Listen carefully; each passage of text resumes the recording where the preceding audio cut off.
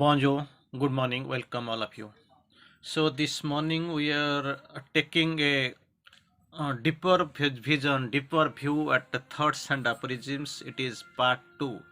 So here we are going to discuss on hallucination because we are having a brief discussions in this English format, English session. So from thoughts and aphorisms, we are taking the dig at part 2. That is a topic chosen on hallucination, as it is described by Sri Aurobindo, our master. So here we are talking to a good topic in our small, of course, brief discussion here. Before going that one, we will have a bright look. Sri Aurobindo quotes right now in number 11. I will try to quote. My soul, it is from Jnana, number 11. My soul knows that it is immortal. Already we know, there is no doubt of it. There is nothing doubt. Soul is immortal. My soul knows that it is immortal. But you take a dead body to pieces and cry triumphantly, where is your soul and where is your immortality? That is what Sri Aurobindo. It is a sarcastical criticism from Sri Aurobindo. It is actually straight. It is indicating its hand towards our ignorance. Of course, this is from for our avidya, and we know not even what the real fundamentalism behind our thoughts and reasonings. Of course, behind the truth. Sri Aurobindo quotes beautifully, the soul knows that it is immortal. There is no doubt of it. Nobody can deny soul is immortal. Nothing can, of course, finish it. Neither fire, nor wind, nor your water, nothing, because it is immortal. But you take a dead body where really that is 100% soul is absent. You take a dead body to pieces and cry triumphantly. Where is your soul and where is your immortality? Already he is dead. Soul has left the central being.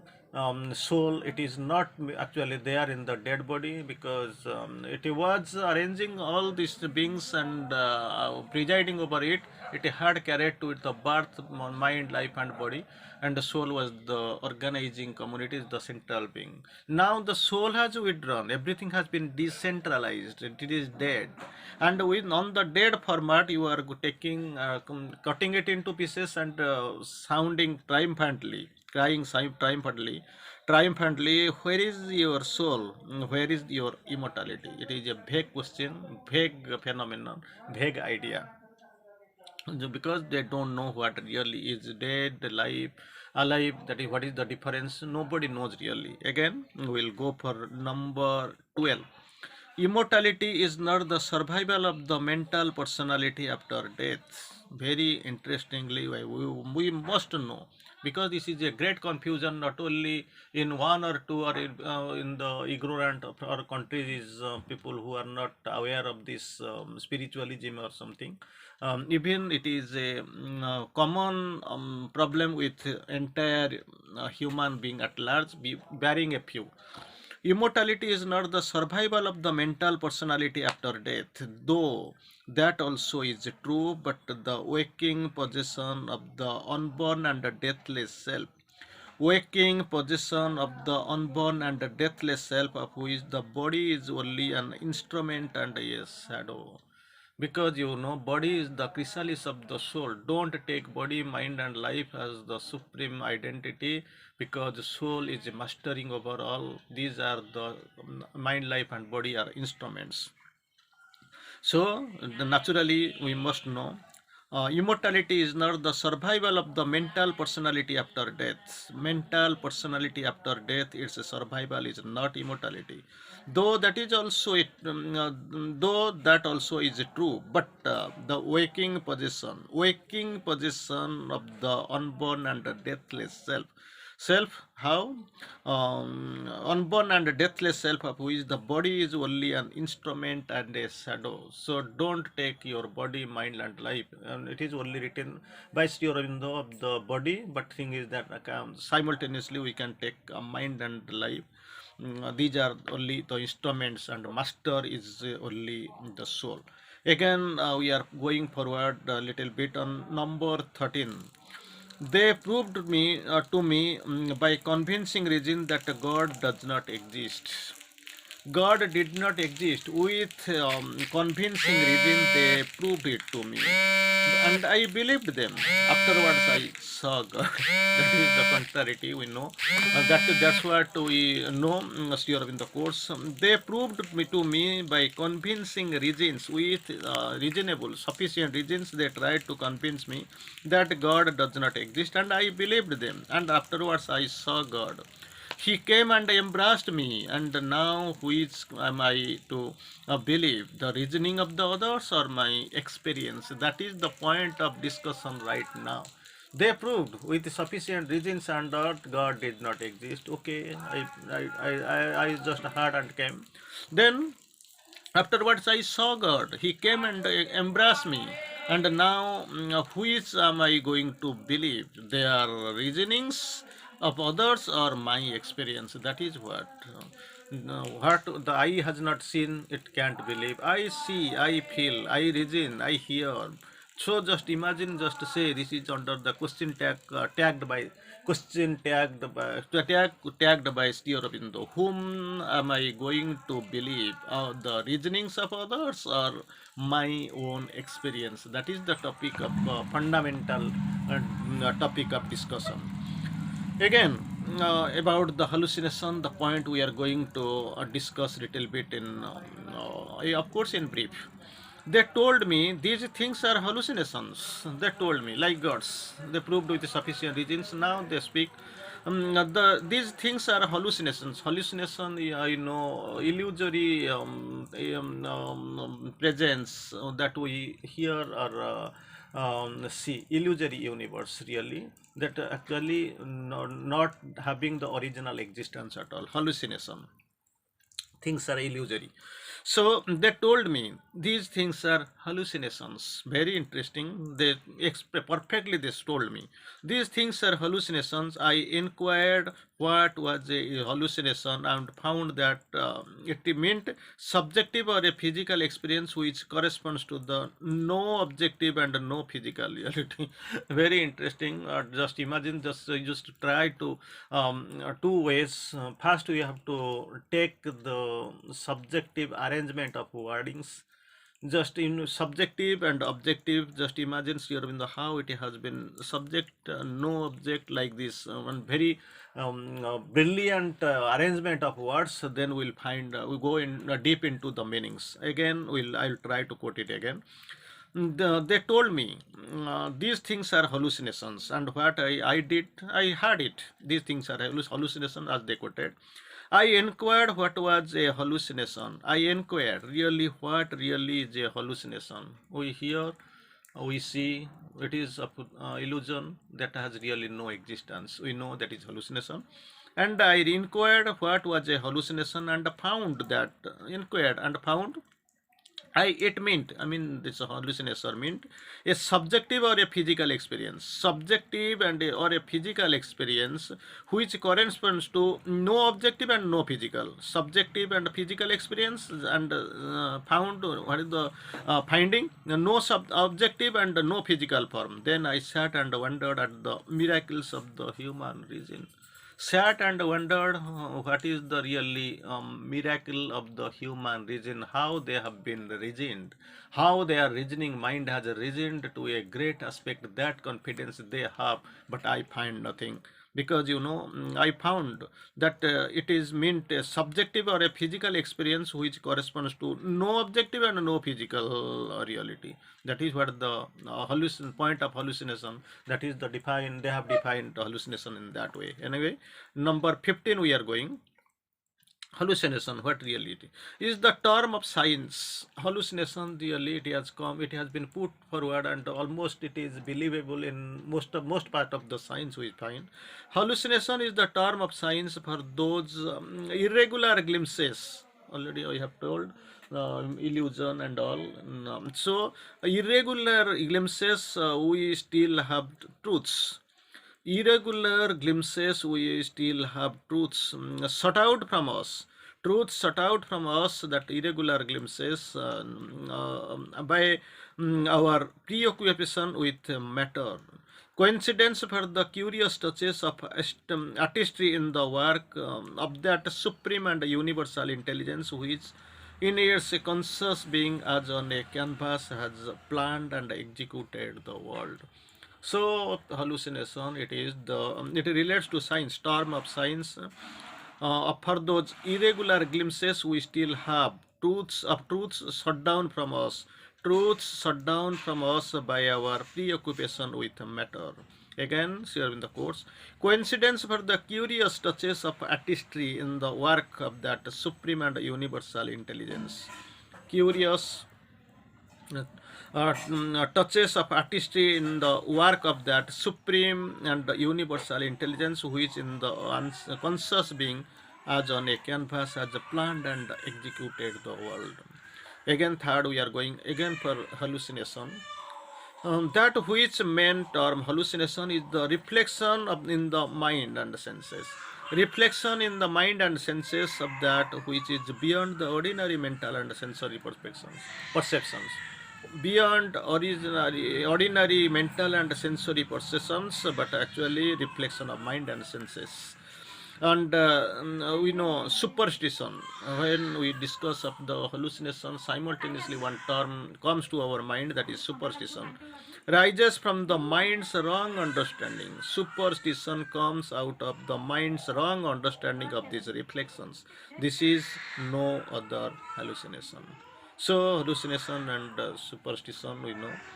So then we are going for the next point of number 17. Don't, like so many modern disputants, the people who really dispute are known as the disputant, and the modern disputant, modern people who dispute it, don't, like so many modern disputants, smother thought under polysyllables or charm inquiry to sleep by the spell of formulas and cant words. They inquiry through to sleep by spell of formulas and cant words.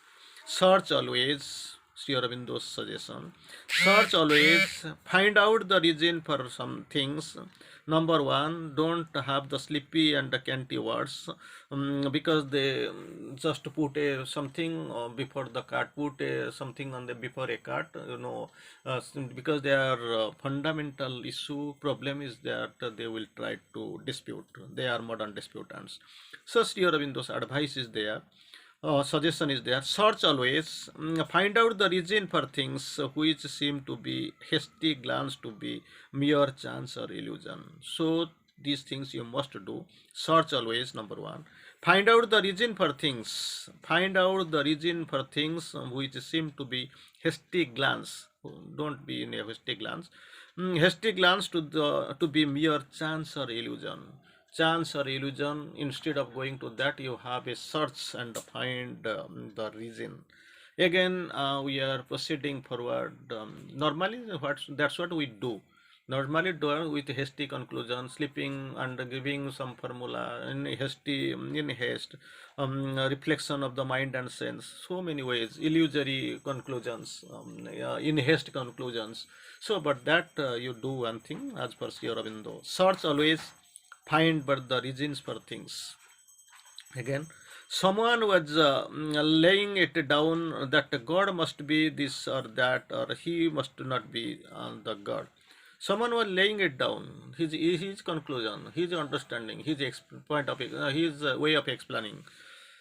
Someone was laying it down that God must be this, or that, or he would not be a God. But it seemed to me that I can only know what God is, and I don't see how I can tell him what he ought to be. Thing is that very clear. He is going on his own way, assumption, apprehension, and of course explanation.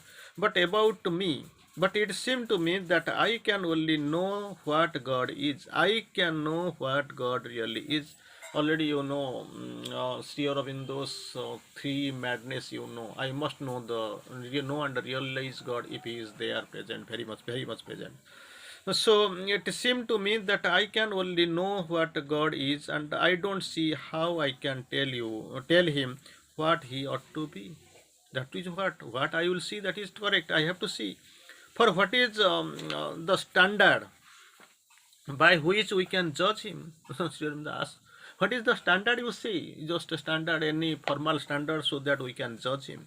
These judgments are follies of our egoism, nothing else. Why no? I judge, I think, I measure, I want to start, I want to end. This is only Sri Aurobindo course follies of our egoism. Number 19. Chance is not in this universe, here in the quotes beautifully. Chance is not this universe. The idea of illusion of itself an illusion. That is a great term Sri Aurobindo has quoted here beautifully. The idea of illusion is itself an illusion. Illusion, you know, in a single word you can define it. The skilled power finitizing the infinity is illusion. You know, I am in Maya and the universe is my seat. Here in the quotes here beautifully. The idea of illusion is itself an illusion. There is never illusion yet in the human mind. There is never illusion yet in the human mind, and that was not in the concealing safe and disfigurement of faith truth. So idea of the illusion is itself illusion. There was never illusion yet in the human mind. Never illusion yet in the human mind that we have seen. Never illusion was there yet in the human mind. That was not concealing, shape and the disfigurement of truth. So everything it is a phenomenon. So we are going for the next one, number 20.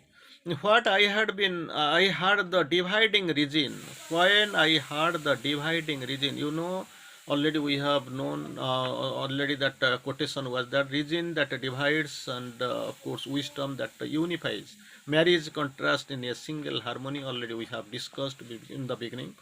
So here in the course, when I had the region whose nature is to dividing region, I shrank from many things. When I heard the dividing region, I shrank.